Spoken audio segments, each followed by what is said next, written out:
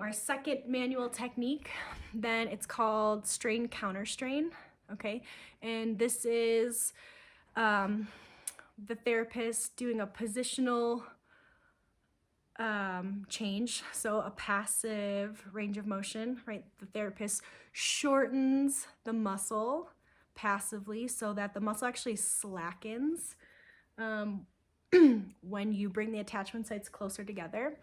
Okay, so let's talk about the hamstrings, okay? The hamstrings contract by extending the hip, right, and flexing the knee. So if I were to actively contract, right, and move my hamstrings, right, you would have your client go ahead and flex your knee, right? That's active concentric contraction of the hamstrings. Okay, now go ahead and relax, right? So passively, right, I can use passive range of motion to shorten, right, these fibers, this muscle belly between head of my fibula, back of my tibia, and my ischial tuberosities, right, my attachment sites for hamstrings by passively moving the leg into knee flexion.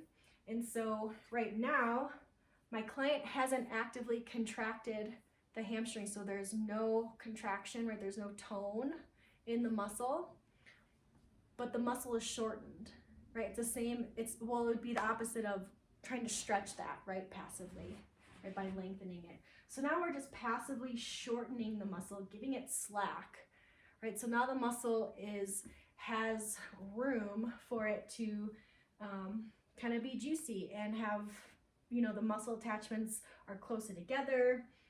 There's more room, there's more slack in the muscle. Okay, and so this is helpful in treating trigger points or hypertonic muscles, right? Or anytime that maybe you're massaging a muscle, say your hamstrings are really tight, right? And your client is saying, ooh, that's a lot of pain, like, please go lighter, it's really sensitive, right? And so what you can do is passively flex the knee, shorten the hamstrings, get them some slack, and now when you're on that trigger point, right, it doesn't feel as painful as when it did when it's in a lengthened position, okay? So with this, let's try to find a spot that kind of hurts. How's that feel?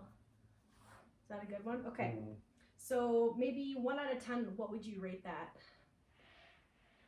I don't know, like a 3. 3? How about that? That one's a little more for sure. That's like, oh, there you go. Okay. That's like a 6. That's maybe. a 6. Okay. All right. So right now, hamstrings are lengthened. Okay. So, ooh, that's really painful. So I'm going to go ahead and slacken this muscle, right? Slacken the hamstrings, provide passive range of motion, and then support. Okay. And I'm going to press on that same spot. And now what does it feel like? Way less, like 1 or 2. So it feels less. So by shortening the muscle, hey Willie, you can actually decrease that pain that they feel within the muscle, okay? So,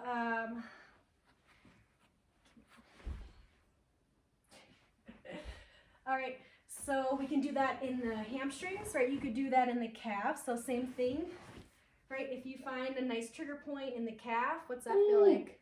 Yeah, that hurts. That hurts, okay, if we do this, does it feel better? A lot less. A lot less. Great. Okay, if it ever gets more, if it increases in pain, right, then you're probably on another muscle that does the opposite action, right? So it would actually increase in pain if you're, so what do I mean by that? Okay, so we all know this technique, right, with the elbow and the hip, right? We're working on our lateral rotators of our hip. Okay, so bear with me. This might not be the best angle for this. All right, so with lateral rotation, right, that's what that looks like. Passive range of motion that brings the foot in across their body, right, to the other side of their body. Their hip actually laterally rotates. Okay, so even though the foot moves inward, the hip is laterally rotated, okay? This would be medial rotation, bringing the foot out, away from the body. Okay, so the foot goes out, this hip medially rotates. Okay, so when you're doing the points in the hip, right, and you're rotating and circumducting the knee, right, it goes in between lateral and medial rotation. Okay, so since we're working on the lateral hip rotators, right, if we shorten the muscle passively, right, this should feel better in this position, whereas this position will make it feel more painful, okay? But it's gonna change because whether we're on glute minimus or glute medius, right, they do both, or sorry, glute medius does both, but glute minimus just does medial rotation. So it'll switch right as we go around this greater trochanter, okay? So with position number 1, we're in the glute minimus, right, closest to the top of the greater trochanter, closest to that iliac crest. Okay, I'm gonna keep this position stable and I'm gonna rotate the leg. So, does that get worse? Yeah. Yeah, okay, so we're on glute minimus, right? So that's lateral rotation, so that should actually make that pain worse. And then now when I come out into medial rotation, does that feel just a little better? A little better. But it's still pretty tight on him, okay? When it was in the middle, it was... It was best right here. Okay. Yeah, nice neutral position. So you can do that a couple times. Now when you move down, kind of now towards in the middle of the greater trochanter, right now you're on superior, gemelli superior, or obturator internus, right? Maybe piriformis, okay?